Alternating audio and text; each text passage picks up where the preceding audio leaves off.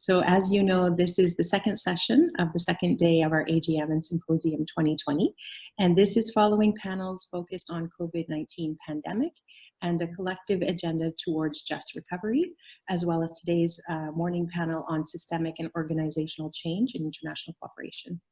We are very grateful for your time and your participation, and we hope that the contributors that are about to speak will have insights and experiences that will support us all in helping to catalyze a much needed change and ongoing dialogue in ethical community engagement. It is our desire and hope to provide a platform for open and respectful conversation and increased action, particularly for Black, Indigenous, and people of color, people with disabilities, gender diverse people, and those that are most vulnerable and have experienced and continue to experience systemic racism, discrimination, and exclusion. So we're very excited to hear from all of you, from our panelists, and I'll pass back to Eugenia. Thank you. Thanks so much. And Melissa, Farah, Leslie, and Jacob, thank you so much for joining us. We're quite excited. Leslie Chan is our moderator today. Very grateful that you're able to join us. Leslie is an associate professor at the Center for Critical Development Studies at the University of Toronto, and is also the director of the Knowledge Equity Lab. And I hope that you tell us a little bit more about that, Leslie, before you start our conversation. Over to you, Leslie. Thank you. Thank you, Eugenia, and your wonderful support team for making this gathering so well. I jumped in a little bit this morning and see how smoothly it went. So congratulations to all of you, and thank you all and Kimberly for asking me to moderate this session, which is rather dear to my heart in terms of the topic, how to engage in ethical community engagement and what it is that we do and why do we do it. And I look forward to learning from the panelists. And as Eugenia mentioned, I teach at the University of Toronto, Scarborough, the Center for Critical Development Studies, where we have for a long time a co-op program. In fact, close to almost 40 years old, the program. And Eliza actually graduated from our program there. I just want to shout out to Eliza. And as successful as the program have been, our partnership building has always been very outward looking with overseas partners that are far away in most cases. And in recent years, we realized that we really have not been paying sufficient attention to communities around our campus, the Scarborough campus itself, where we're surrounded by communities that face all kinds of challenges in terms of income and marginalizations of all sorts and racism, you name it. And yet we haven't been paying sufficient attention to the communities around us. So some of my colleagues and I who set up this Knowledge Equity Lab, and one of the focus is really to begin developing courses, curriculum, and training students, and also inviting community members to work with us and to teach us how to think about community engagement and how to do research together to co-create knowledge and co-design curriculum and co-design research project, so that the outcomes and results of these research would be beneficial to the communities, not just to the university and the faculties. Because as most of you know, historically, university research has been very extractive in nature. We go do research, we publish our research result, and the communities are left out most of the time. So the people who benefits are the researchers and the universities themselves. So we've been very conscious of these imbalance in this very highly unequal structure of really extracting communities' benefits and their capital. And so we're hoping to learn and to rethink about how we do community engagement. And of course, ethics would be at the center of all of this. Again, it is, you know, not surprising to many of you who went through university. When I went through university and getting trained for research, ethics was very much a last kind of, by the way, you should think about this kind of issues, and very much a afterthought. And I'm glad to see that in recent years we are centering more and more in terms of ethics as being the starting point of community engagement and community-based research. But we still have a long way to go. We're still making lots of mistakes. We're learning from our community's member all the mistakes that we make and shouldn't be making. And so this is a journey that that I'm glad to be on. And today I'm very happy to be moderating the sessions with three very interesting, diverse practitioners in community engagement. And so I'm not going to say too much about each of them because they will each have time to introduce themselves and to say a little bit about the work that they do. So they're going to have a few minutes to do that each. And then after their introductions, we will have 3 rounds of questioning. I will pose the 3 different questions and they will take turn answering them. And then we'll have a little open discussion after that. And following that, we'll have a breakout session. And I will follow the cue from Eugenia when we're supposed to do all those kind of things. But in the meantime, I would like to introduce our panelists. So we will start with, I'm looking around and where is Fahana? Oh yeah, Farah is right to my, this Zoom thing is just change on you some once in a while. So our first panelist is Farah Sucharan, and then that will be followed by Melissa Dubé, and then the third speaker will be Jakob Naimek, and you will hear from them in order. So please, Farah. Hey, sorry, just unmuting here. So hi everyone, I'm glad to be here. As Leslie said, my name is Farah Sucharan, and the community I represent today is one that I'm fairly new to. This is the disability community. So I must mention right off the bat, I'm still learning and unlearning, which is a phrase we hear in many circles. However, I've been involved in community work for over a decade, largely in outreach and cooperation. And then I pivoted towards the disability space after being diagnosed with chronic illnesses. So it's been a very personal but rewarding journey. I'm a master's student in policy studies at SOAS University of London, and I look at ways of increasing the representation of marginalized peoples in various spaces, and I advocate for policy changes that I believe would help these peoples, such as implementing a basic income.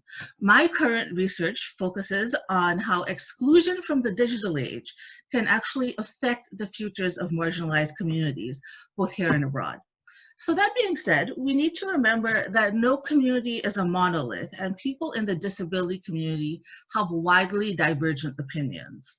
However, something that many agree on is that a lot of the changes that progressive societies eventually end up implementing are changes that people with disabilities were advocating for long before they became a reality. Earlier this year, I actually attended a nonprofit conference, and one phrase that really struck me came from an executive who stated that we need to be brave enough to recognize when our work is overlapping with other nonprofits, and then we need to collaborate or call it quits. And in the same vein, she mentioned that it's not necessary for so many nonprofit professionals to go overseas because there's plenty of work to be done in country here and in office. And quite frankly, as international development students, as my undergraduate was in international development, we are often advised to go overseas to get experience to be considered for future jobs, or to even start a small development project just to be recognized, even when the work is just replicating outdated ideas. Few understand that this would leave out people with disabilities who wish to work in international cooperation and had the expertise that would be of use. But now that the pandemic has caused many organizations to fold, virtual and in-office projects have suddenly become a priority. But in this case, if the marginalized were heard before, we would have been better prepared for this adjustment. So if there's any lesson that needs to be taken away from the disability community towards ethical engagement, in my work, I've found that it's best to institute piecemeal solutions to problems, but instead to replace individual solutions with entire ecosystems and incorporate the work of individuals, networks, and entire communities. So this has to do with both ethics and transformative change. The absolute minimum required to be ethical would be to listen to the needs and concerns of the disability community. But before instituting any change, it's important to understand why they're needed in the first place and recognize if your organization has the capacity and skills to make those changes. It's crucial to know when to say no. And it's possible that potential solutions to a problem may require coordination with other organizations, which is something we should prioritize. As the saying goes, collective problems require collective action, and this applies as much to organizations as it does to activists. We will know that transformative change has occurred when we're able to respond proactively instead of reactively, and when we set systems instead of singular goals, when we're able to see problems that may occur in communities and organizations ahead of time because we have listened and collaborated over the course of time. There are statistics and metrics that can help measure success, and they're often used in policymaking. And they're very important, such as keeping track of the number of people with disabilities that are moving out of poverty, or monitoring the rise of closed captioned options in virtual classes, which is very important right now. But no metric actually exists that would capture the entire success that can come from continued community support. Praxis is the key word here, although practice is also good. And that means personal and professional metrics should both be measured. Individuals must start reflexively asking yourself, can I relate to the community I'm working to? Should I defer to them? How can I find the grounds for cooperation? And when every individual in an organization is able to do so, you will know that transformative change has been met. And that's all I have to say on this matter. Thank you. Thank you, Farah. I will come back with some questions about what you have related to us later. So may I call on Melissa to be the next speaker? Absolutely. Thank you very much. My name is Melissa Dubé. I'm the Public Engagement Coordinator at Results Canada. My pronouns are she, her, and elle. And I am in Gatineau, and I want to acknowledge that we are in the traditional territories of St. Lawrence Iroquoians, Anishinaabe, Mohawk, Huron-Wendat, and Omami-Wiwi-Niwak. I am grateful to have the opportunity to be present in this territory. So a little bit about Results Canada. We are a global movement of passionate, everyday people committed to advocating for a world without extreme poverty. We generate the political will here in Canada at the federal government level in order to leverage programs and improved policies to support better access to health services and education for people in the global south. So we are an advocacy organization in short. I am grateful to my fellow panelists and for all of you for being here. No doubt that there is a wealth of knowledge and experience, and I'm really looking forward to learning from all of you. So I'll be honest with you, I hesitated to be on this panel because I'm not sure that I can really do this important discussion justice, as I am in the early stages of this journey. But at the same time, I realized that I probably am not the only one in my position, and that perhaps I can speak and encourage you to continue, and that in the case you haven't started yet, you can and should get started. It's okay to put yourself out there. Trust me, it's nerve-wracking. If you make a mistake, acknowledge, learn, and do better next time. Vulnerability and discomfort are a very small price to pay when everyday people are excluded, face challenges, and are at risk of injury and death. So all that to say that I'm here not as an expert, but as someone who has embarked on a journey of learning and unlearning, as Farah said. As a white individual, I have privilege, but I did not always know and understand that. I actually remember a few years ago having lunch, casual lunch with colleagues, and two people of color were talking about their travel experience and how they often got pulled aside for extra questioning. I said something along the lines of, I never get pulled aside. I'm not sure what you're talking about. Imagine that. At the time, I didn't mean anything by it, but clearly I was out of touch and unaware of my privilege. So over time, I started to become more aware of my privilege and what I can and should do. I learned that I have implicit biases and intentions are not enough. We can do damage. We have to learn before taking action. We have to make sure we provide a safe environment before anything. Assumptions are not okay, and we should not make excuses. So concretely, whether in my personal or professional life, I've started doing things like reading and learning on my own, introducing an inclusivity paragraph in our volunteer and job postings at the organization, getting Results Canada recognized as a fair trade workplace where we consume coffee, tea, and chocolates of farmers who received a fair price. We added pronouns in our work signatures. We started to acknowledge the lands that we reside on. We started to use Google Slides that provides free and decent enough captions in English. Sharing blogs and articles with colleagues, using digital background in Zoom calls, except for today, so that people feel comfortable to turn on their webcam and don't feel that they need to show their home and their living situation. Asking who are our fellow speakers to ensure diversity, and then of course engaging in numerous uncomfortable discussions with friends and families. But then there's also been obstacles. So nonprofits often have limited budgets. It's expensive to make changes like getting everything translated, live interpreted, captioned. It adds more work. There's a lack of understanding or awareness. Not everyone is ready. Defining next steps to be active, and it's not just about sharing that Black Lives Matter blog. Getting the right photos to promote our work, whether it's volunteers or in the international development sector. Changing our language so we don't say ableist things like stand up. Being aware of color combinations that make it difficult to be read, so no use of white on blue as an example that I didn't know about. Making conscious decisions to use, where possible, gender neutral words in French, because masculine and feminine is a big thing in French and other languages. How to make our virtual call or conferences accessible when we know not everyone has access to an internet connection. So looking ahead, colleagues and staff and myself will receive in a few weeks a diversity, equity, and inclusion training. And at our national conference, we will notably hold a discussion about decolonizing international development. But of course, that's not the end of it, as I want to continue to explore things like anti-oppression values, providing steps, guidelines on calling out microaggressions, how to be an active ally.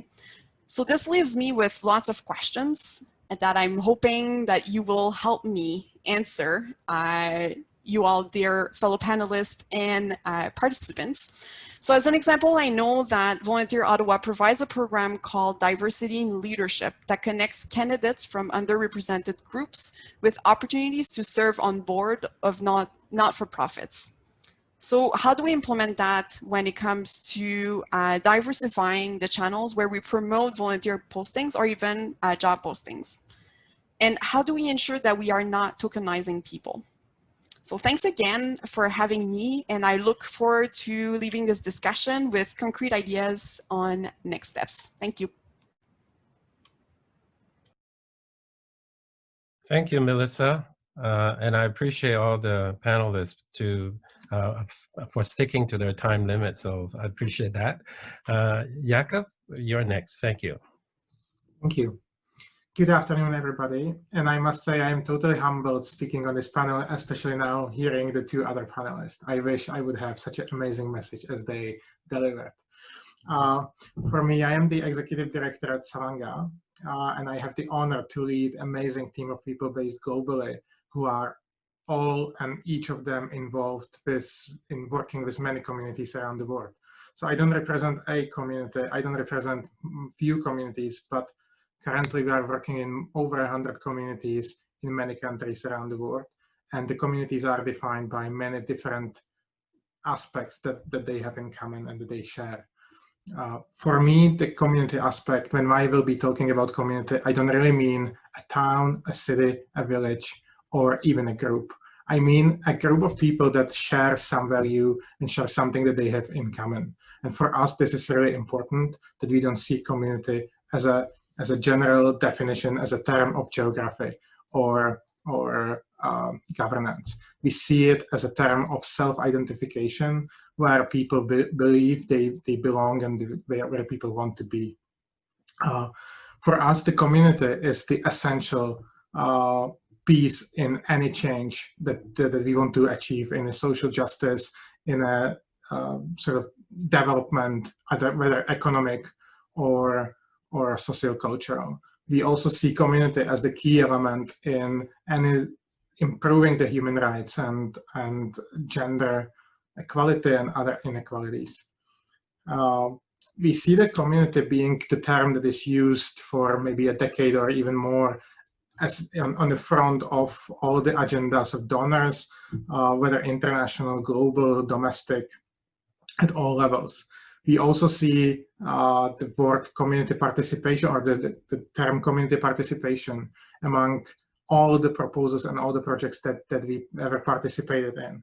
And we now know, and we are learning more and more every day, that means something else to everybody. And everybody else imagine community participation as at the different fronts. And we are fighting for, and I would say very actively fighting for, the term of community participation, engagement, or community-led programming to be understandable, transparent, and again defined by the community themselves. We see I don't need to go far, for Global First Canada, the community participation is a really important and critical measure in deciding whether they will fund a project. However, we see each organization using this term very loosely and not having a definition. For us, the community-led or the true community participation means the agenda is set by the community. So I will borrow the term or this kind of saying from colleagues from Ghana in indigenous development, where they made the definition between who is leading this and whose agenda is it. So in the participatory approach and the traditional approach that we all probably are familiar with, somebody sets the agenda, somebody sets the goals and the results of the project, and ideally the indicators. While in the true spirit of the community-led initiative, the community actually has to say what is it that needs to be changed, how we are going to get there, and how we know we are getting there. Many times we don't have the time, and we feel we don't have the time in the sort of funding terms that we can allow the community to take the lead on this. We feel the community is not strong enough or doesn't have sufficient capacity to do that. And yet we believe this is possibly incorrect and possibly leading us into the many pitfalls and repeating the same mistakes over and over. So we are looking for ways how we can completely shift the power and move the power of information, the power of decision, and the power of community to the communities themselves and the community groups as I defined before. So we are looking for ways and supporting organizations around the world to build the true community-led initiative as a standalone component or as a project on its own that they can support to implement. And we are working with the communities to define their own goals, their own sort of change that they wish to happen. And then we build and we help to build structures that are sort of enabling the community members, the community group members to come together and work together on something, but also allowing them to increase their chance to have a voice with those in the power. And we believe that nobody in the community, no matter where they are based, is a voiceless or powerless. We hear these terms also quite a lot, and we hear that we need to do a lot of capacity building, capacity transfer, and empowering. I am not sure if these terms are really representing what we should be doing. I am much more looking for, I don't believe that there is anybody who is voiceless and anybody who is powerless. People have the power and they have the voice. It's just much harder for them to push their voices into the space and to be heard.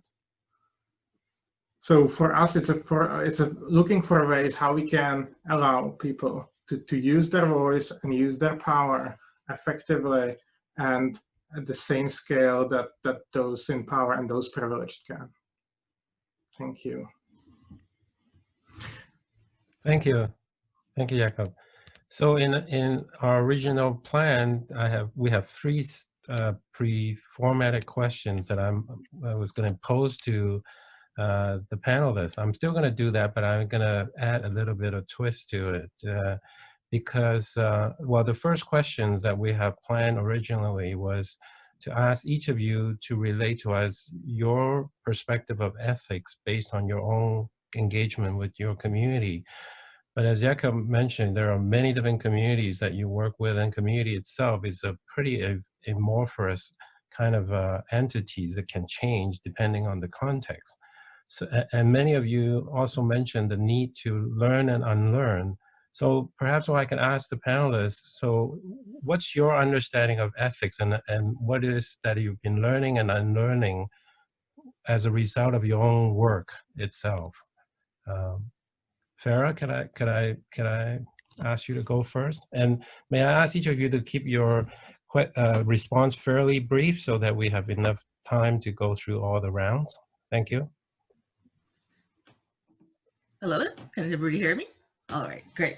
Yeah, so I think in terms of ethics, the primary thing that I think about when I hear the term ethics is being heard. Because in many decades past, we've had work in development or even community-based work in Canada where people were trying to address problems when they were outside of the community themselves and didn't truly go back to the community time after time, maybe even after one or two things had been implemented and said, is this working for you? Why is it not working for you? It's usually a method of that has been done prior of where you go and you leave a solution in a community and then the practitioner just tends to leave the community itself without really going back unless it's for their own purposes to do some measuring metrics, but not really seeing about the well-being of the people. And so to listen continuously and see about the well-being is something that has to be of primary importance. And when we think of learning and unlearning, this applies not only to practitioners, but to the community itself. We're always trying to continuously learn and improve as people with disabilities, because we're already at a deficit when it comes to society. Not that we believe we have a deficit, but a lot of society believes we have a deficit. And so what we need to do to unlearn is to listen and talk, and to be able to know how to talk respectively to one another. And I think that's my answer to that. Very good. Very good. Thank you. Melissa, may I ask you to go next? Thank you. Yes. So to me, ethics is, it basically comes down to how people make decisions and how they decide to live their lives. So is it a good life? What are your responsibilities? What is good versus bad? So at Results Canada, we established as an example a code of conduct that everyone, so that means staff, volunteers, board members, they must be familiar with and they must adhere to. And what that means is that we aim to provide a safe and respectful environment for everyone. And it also gives us the possibility to address as needed oppressive behavior. Because we understand that with privilege comes the responsibility to act, to educate ourselves, and to acknowledge our mistakes, and to learn and do better. So in practice, how easy is it to do that? I mean, I studied international development, like I think many of us. In itself, that sector is problematic. It's built on oppression, and we constantly juggle with white saviorism, constantly every day.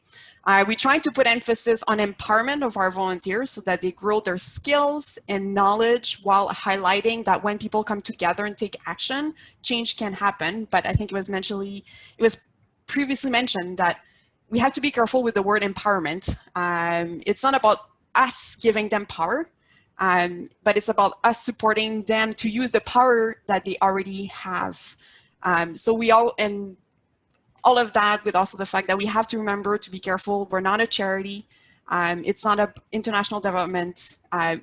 In our context, at least, it's not about charity, but phrases like changing the world are so appealing to people. So do we have it all figured out? absolutely not. But to me, being ethical comes down to, and I think it's really an echoing a repetition of what Farah said, is recognizing that people have been hurt and that there is trauma. So recognizing that, and then embracing the discomfort that these discussions will lead, and the fact that we are questioning, we have to learn and unlearn what we know. So there's a lot of discomfort there, but that's okay. And that we must challenge ourselves as individuals, as organizations, to go deep so that we can implement changes. So be curious, ask questions in a respectful way. If you make a mistake, acknowledge, listen, don't make excuses, and then do better next round. So I'll leave it at that. Thank you, Melissa. Jakob, you're next, please.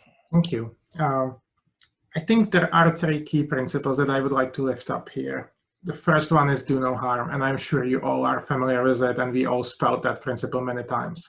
Although we believe that engaging the community and shifting the power to the community can cause a harm if it's not done the right way.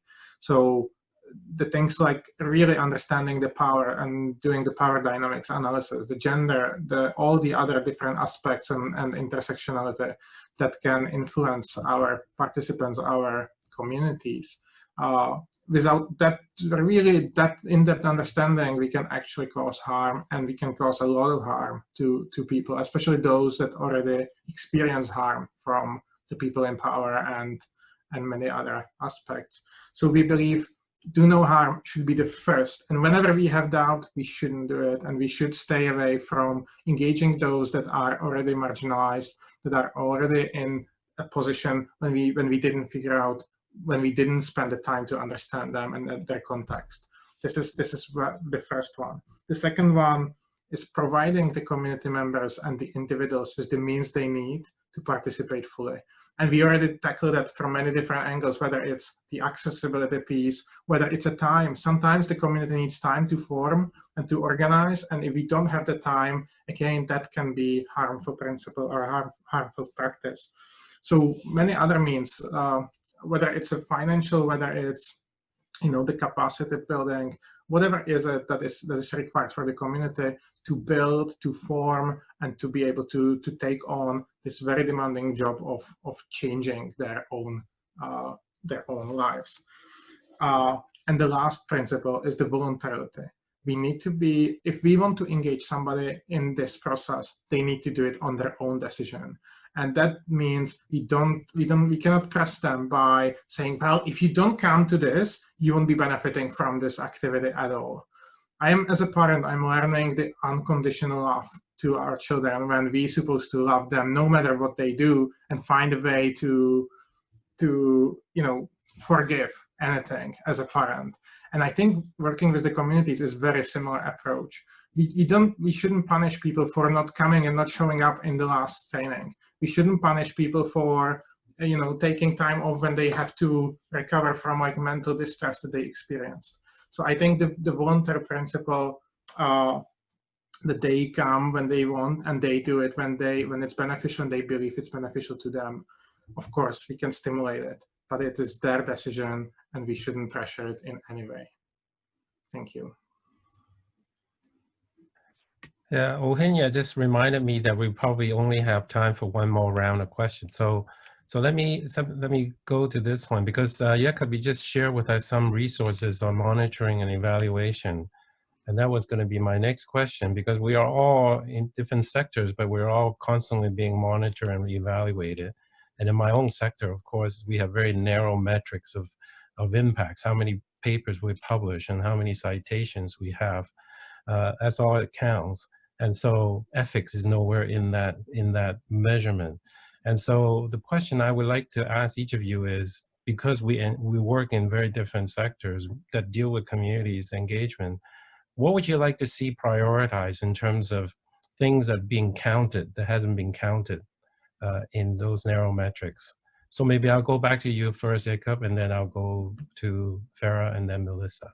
Okay. Really short, if you could. Thank you. I think the key thing is shifting who is defining what is success. Instead of us measuring and defining what is success allowing the community to define what is success to them as the end of this process or as a part of the journey, as a milestone. And then that means allowing the community to pick the indicators or the methods they want to collect the data and analyze it, and enabling the community to do that analysis, enabling the community to have the power of information that we would normally have by collecting tons of data on people, and then being able to see the trends and the sort of the evolution of this. So allowing people to be part of this, to be part of the analysis of the data and its collection is really essential. And that's something that we are working on. We are building the methodology on how to do community-led MEL, how to enable the community, and that's the resource I shared, or that's the site where we will be posting most of the resources. So Farah, what would you like to see prioritize in terms of metrics? In terms of metrics, I think the first thing I want to say is sort of echoing what Jakob had said. The metrics I want to see have a lot to do with what are the metrics that are important to the people in the community rather than the metrics that are important to practitioners. So for example, when we talk about access to jobs, access to healthcare, because not everything is covered. A lot of times you'll see practitioners measure how many people have jobs in the disability community, but they don't say, okay, for example, of those people, how many are working far more hours than they want to just to survive, rather than being able to have a part-time job that pays them enough for them to survive. And who is being left out when it comes to metrics? For example, again, how many people are engaged in, say, a council online, and of those people that are engaged, how many actually don't have great internet access, either because they can't afford it or because they live in such rural communities that it's not available to them. So we need to look further than just the initial metric and go back to communities and ask them what are the metrics that are important to them. Excellent. Melissa, please. 100%. So I'll try to add to that. I don't know if I can do justice more than that, but of course at results, we're really geared towards quantitative. So how many volunteers do we have, how many groups, how many actions were taken, number of meetings, et cetera, et cetera. But when it comes to us collaborating with volunteers here in Canada, it's also, it's more than that. So our mission is to generate a political will, but a second portion of that is that we're also supporting people through their journey of becoming effective advocates, as I talked to earlier. So we encourage and focus volunteers on being informed before they take action. So we worked, there's a volunteer ladder engagement that if you just Google, you'll come up with it, but we've identified different levels of where one volunteer may be, and so we're really trying to accompany people through the different stages so that hopefully they deepen their engagement, their actions, their understanding, their comfort level, all of that. So maybe one thing that's not captured in the metrics per se is the transformational change in a volunteer and how they have an impact and how that can be overlooked. And it's really hard to quantify. So we focus on storytelling, but storytelling doesn't really fit in nicely in an Excel table.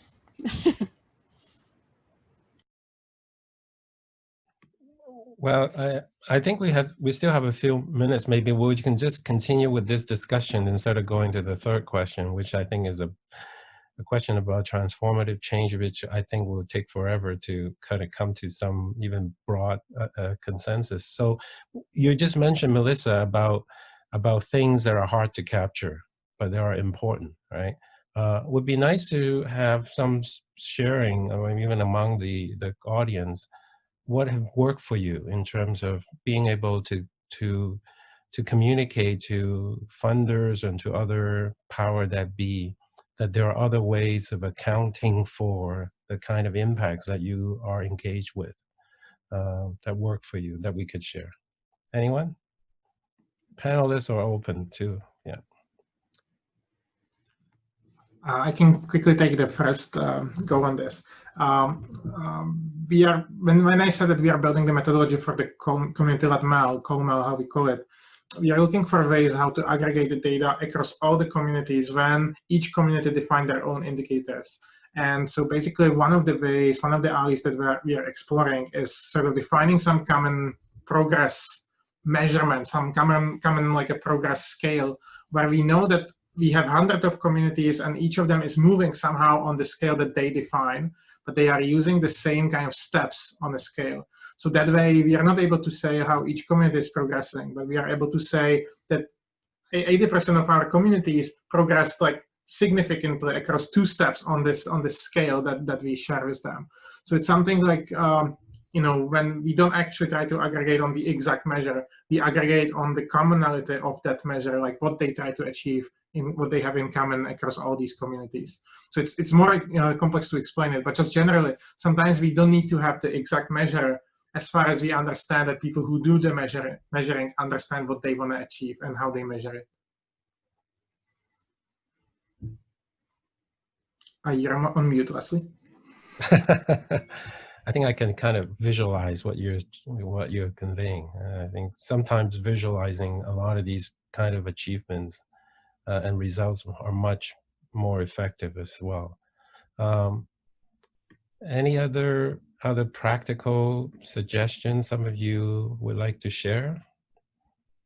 Melissa, you mentioned storytelling. Are there some specific examples that have worked for you, your work? Sure. So certainly giving the platform and the opportunity to volunteers to express themselves. So one thing I really we really like to do at Results is take time, take a step back and reflect and celebrate on the action that's been taken, because advocacy is a lot about getting outside of your comfort zone. And it's a big deal. I mean, writing to your member of parliament or talking to your member of parliament for the first time, that's a big deal. Even sending your first tweet to the prime minister, trust me, I remember when I did it. It was years ago. And I remember the stress level that I had at that time, and nothing happened. So it's often about just going for it and taking that step. So we also like to focus people back on, you've just done this, tell us, how do you feel? So I really like to go and get those first impressions from volunteers and ask them, like, how did it make you feel? Are you going to tell your parents? Like, are you going to tell your friends? So I was just chatting with a volunteer. She joined 2 months ago, 3 months ago maybe, and since then she's had more than 15 letters to the editor published. And so we're featuring her on our website. And I told her the link's there, and I hope that you've shared it, and took a screenshot. And she said, yes, actually, and everyone's loving it, and they're so proud. And I was like, yeah, you should be proud. So those are kind of the things that we really want to make it personal to that level, and be able to show people that it's okay not to know, but it's also okay to know, like, that there are mechanisms in place to support. So definitely we like to really focus on the personal and the growth of as an individual, and the fact that they always had, as we said earlier, like that power, but that they actually know now what is, I guess, the most strategic way of using it, for lack of better sentence. I really like the idea of giving a face to these outcomes, because I think much of the evaluation process is really, as we mentioned, are about quantification. They're often devoid of the people who are actually one that we're trying to work with and reach, and so there are no faces to these number. And so what you're saying is that really having a person you know, that we can identify with makes a big difference in terms of how we understand real changes. So I think those are important things to remember. And Kim mentioned on the chat about my thoughts on what metrics I like to see include, and I would say exactly that. These type of real real impact are not often captured in the kind of things that we do in academia. Right. So as I mentioned, we count it in terms of publication, conference presentation, and so forth. But community engagement of this type doesn't go onto a CV, because there are no places on the CVs to allow us to put these kind of thing in. It just doesn't count in the institutional context. So what we're trying to do is deliberately to kind of ask the university, what's our mission as a public institution? We're taxpayer funded, we're here, we're part of the community, we're here supposed to work with the community and support the community, but we're derelict, you know, in terms of our duties to the communities if we don't do what we're supposed to do, and yet we're not being evaluated on those kind of engagement. And so there are many colleagues of mine, if you ask them, they would love to be more involved with community and based teaching, learning, and research.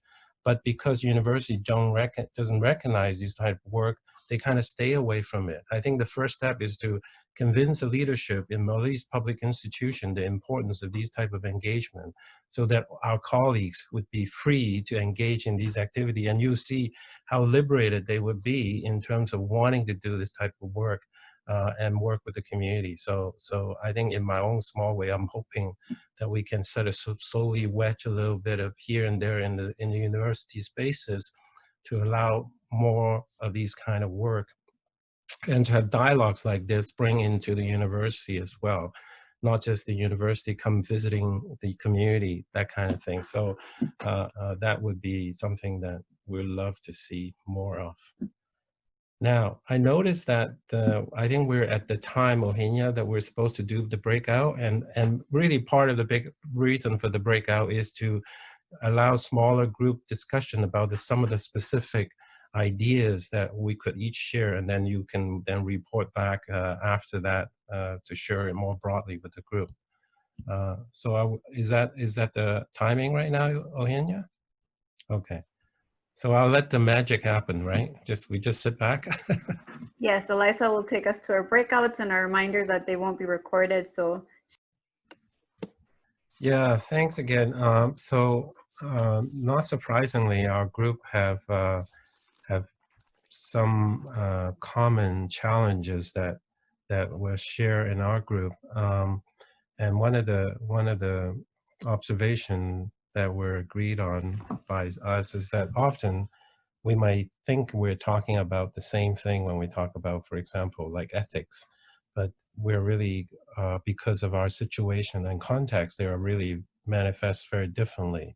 And so what may be appropriate in one context that someone learn and share may not be appropriate in your context. So this is always a challenge in terms of kind of being able to generalize some of these learning across situation. Now, on the other hand, it also get me thinking that over the years when I, have the opportunity to engage in these different communities, often we use different terms for different things, but we're actually talking about the same thing. So I've been working in an area called open access and open science. It's really about issue related to knowledge equity. And over the last few years, I've bumped into other community group working on community-based action research, and often our interests are overlapping. And I work with another group working on knowledge democracy. Very much, we're talking about the same thing. I work with indigenous community talking about knowledge sovereignty issues, the rights to self-knowledge, and also to be, determining their own directions of research, etc. We're talking about the same thing. We work in the same area, but our language separate us, so that one of the things that I hope to do, is really to explore across these different domains, that even though sometimes we use different languages to describe the same thing, we're actually doing the same thing. And by collectively working together, we are have much more strength as a result of that. So that's one thought. And then the other one was triggered by our colleagues from Feed the Children. I don't know if she's still here. Oh, right, Jackie, sorry. About, the kind of metrics that we're all kind of subjected to, no matter what organization. Again, the language of metrics might be slightly different, but in the end, they're all the same. They're about small boxes that we all have to fit into. And I think across different sectors, the leaderships are lacking in the kind of vision and languages that are needed to allow them to see the other possible worlds out there. And I think part of our job has to be giving them the languages, giving them the tools, giving them the visions, and giving them the stories to allow them to see beyond those boxes. Because I think some people are sympathetic to the kind of diverse way of thinking about successes and community transformation, but they lack the tools themselves, they lack the understanding. And I think it is part of what we need to do is engage them. So instead of community engagement and public engagement, it's more the internal education of our own leadership often that allows them to free up the resources and the human creativity to do the kind of things that many of us are capable of. So I think those are my big takeaway from the dialogues I have today. And again, I really deeply appreciate the very different experiences that you all brought to this conversation. And it remind me over and over again why I need to get out of my office in the university more often, right? I'm extremely gratified with meeting some of you, new faces, and reconnecting with some colleagues from the past as well. So thank you very much. Thank you to the panelists. I didn't thank you earlier, Melissa, Farah, and Jakob, for taking part in this panel. It's been fun working with you, and I'm sure we'll be connecting after this and think about ways to collaborate. Thank you. Over back to you, Eugenia. Thank you. Thanks, Leslie. And I think we actually might have time for 1 or 2 questions or any reflections from the general audience. Feel free to unmute yourself and share or put your questions or comments in the chat.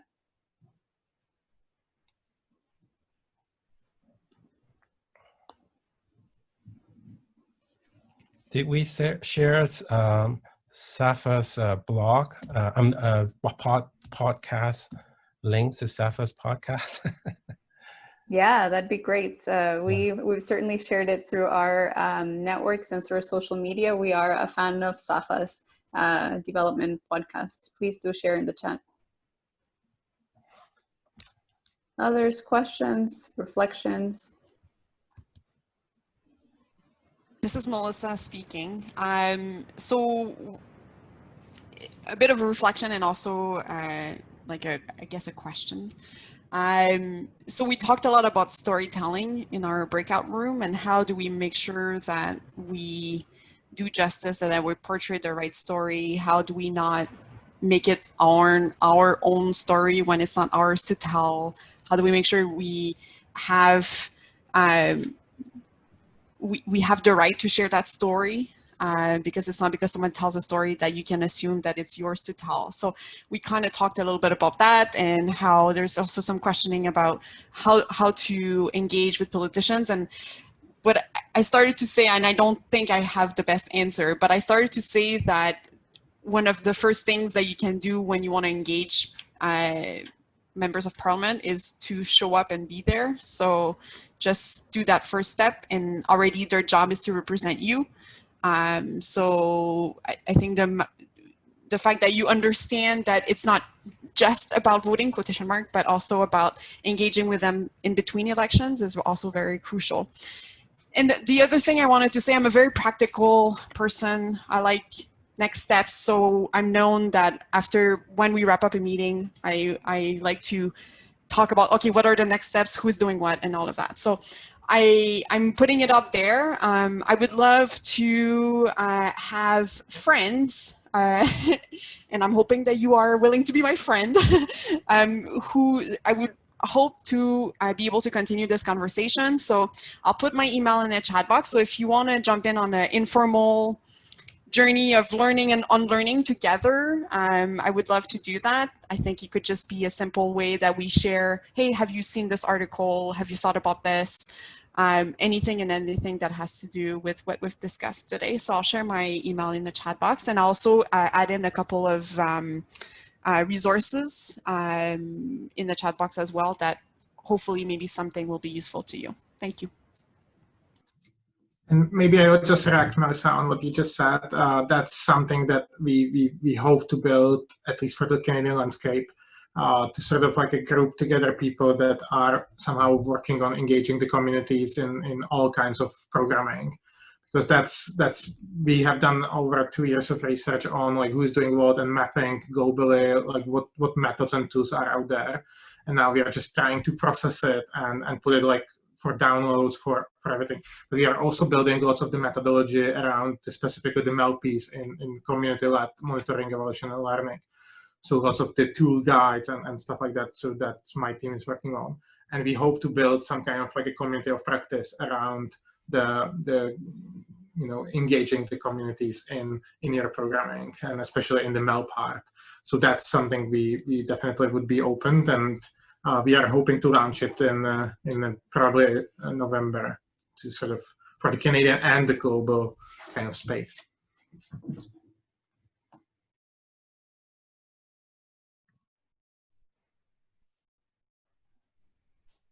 If I may add one last point, I think as Melissa was saying, I agree with her about wanting to make more friends, and I will email her myself. But one thing that there's a great disability activist named Mia Mingus, I'll link her blog in the chat, and she has said that one of the core problems of society is that we really don't know how to talk to each other. And I think this works on both a professional and a personal level. We always tend to hold back a bit of ourselves, or when we do let it out, we let it out in a way that is not constructive at all. And so I think being willing to become friends with somebody who's a bit different than you, even sharing an article or two or of something that is meaningful to you, having these conversations on a day-to-day basis is what will bring about true change in society. But of course, in order to have these conversations in the first place, you need to be willing to be responsive and to listen. So I think let's all think about that, talking to one another and being open to sharing.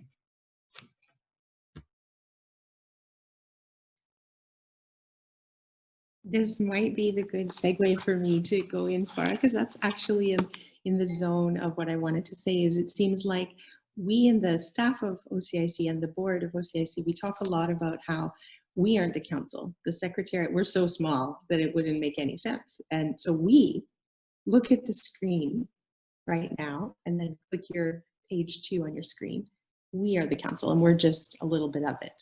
We are strong. We are all over the province and all over the country and all over the world, really. So I think that when you're being propositional, saying, let's do this next, let's do that next, that's it. That's the heart of what we mean as the council. We have to do that together. And it's so inspiring to hear it coming right now, right there, people sharing. We talked in our breakout group about Safa's podcast, and to see how do we continue to amplify, to dialogue, and to ensure that those who are usually left behind center the conversation. I think that's an important takeaway, a reminder, because I think we try to do that, but a reminder again to do better. So one thing I know we talked in our little breakout too, again, around how there's so many conversations going on at once. There's the Ottawa kind of conversations, the big NGO conversations, the academics, the small NGOs, the activists, the Youth Policy Hub. So just being aware, in my personal view, that when we're walking this journey, we have to ensure that the means justify the ends somehow, and that we're really deeply reflecting on how we walk the talk. Sometimes in our AGM and Symposium, we've had this brown bag thing where you could put your name and your business card and staple and put your topic, and people throw in their card. And that's the spirit I'm hearing here. So I just want to direct you all to the participant package for the AGM and Symposium. It's also on the website. You got it in your email. We always list all the names of the people who've registered and affiliations. We're not allowed to give your emails out to each other, but you can find each other there, or you can reach out to the staff. If you want to find somebody that you heard that inspired you and you want to reach them, just reach out to us and we'll try to help you. And then I wanted to let you know that tomorrow there is a webinar as well. Good timing to keep the conversation going. Eliza just put it in the chat. It's a webinar on ethics and public engagement that's being put on by the Intercouncil Network of Provincial Councils, and includes various speakers that will be very good to listen to keep going on the conversation. So there's so much more to say, but I'm going to pass to one last thing is to say, this is our last meeting with Ohenia as our facilitator of this type of event. And so I'd like to take one quick moment to invite all of us to raise your hands and give her a big thanks for all of her 4 years of work for us. Big hug, take your mics off if you want. We will be tremendously missing Ohenia on our staff team, but we know she's going to be right next to us. And for those of you in the Youth Policy Hub crowd here or the Gender Equality Hub that have worked so closely with Ohenia this year, I'm sure we have a special thanks for her. So the last word to this symposium I'd like to give to Ohenia. Wow, thank you. I really hope my Wi-Fi isn't failing me right now and you can hear me. I felt that energy, and yes, please know that I'm not going anywhere. You have an ally in me. For all of you, you're familiar faces, and I will, you know, be keeping you close to me, and I hope that you feel the same for you. Just express gratitude, tremendous gratitude for the space, for the time, for the friendships. Thank you. And thank you to the panelists, to the speakers in the last couple of hours and days that we've been together. Truly appreciated. Leslie, Farah, Melissa, Jacob, and all of you for being with us today. And let's keep going. Let's keep working together. Really appreciate it.